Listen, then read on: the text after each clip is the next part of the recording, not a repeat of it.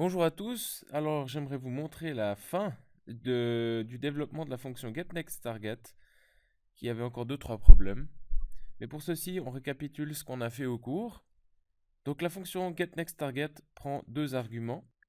Le premier page est en fait le code HTML de la page HTML dont on veut extraire les liens.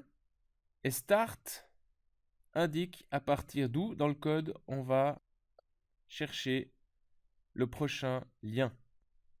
En d'autres termes, si ceci est la chaîne de caractères représentant le code HTML, c'est donc la variable HTML qui pointe vers cette chaîne de caractères-là, eh bien si l'on faisait getNextTargetHTML, cela reviendrait au même que de rajouter un 0 comme deuxième paramètre, puisque par défaut, le paramètre start prend la valeur 0. Alors, que signifie ce 0 ici? Si l'argument start prend la valeur 0, ça veut dire qu'on va commencer à chercher un lien à partir de cet endroit-là, qui est le début de la chaîne des caractères. Et donc le premier lien serait celui-ci. Et maintenant, comment peut-on trouver le deuxième lien? Celui-ci, URL2, à l'aide de cette fonction getNextTarget.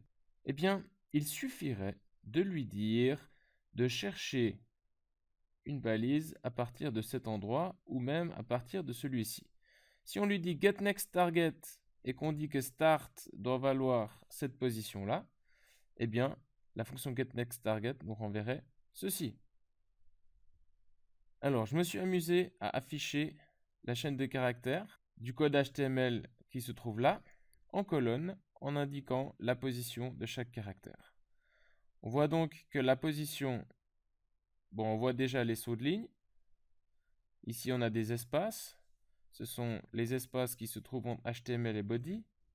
Ensuite, on continue, et on trouve ici la première balise A avec le href égal. Donc, on sait que la position du premier plus petit, eh bien, c'est 26. On sait également que la position 34, c'est la position du premier guillemet.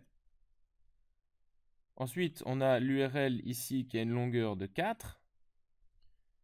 Donc, la position du guillemet qui se trouve là, du deuxième guillemet, ce sera 34, 35, 36, 37, 38. Donc, 38, 34 plus 4, c'est le dernier caractère de l'URL. Donc, pour obtenir le guillemet, je dois faire 34 plus les 4 plus 1, c'est-à-dire 38 plus 1, 39. Et ceci veut donc dire que si j'appelle la fonction getNextTarget en indiquant 39 ici, il va commencer à partir de ce guillemet et chercher jusqu'à ce qu'il rencontre une nouvelle balise A, et donc il va retourner ici la deuxième balise, c'est-à-dire URL 2.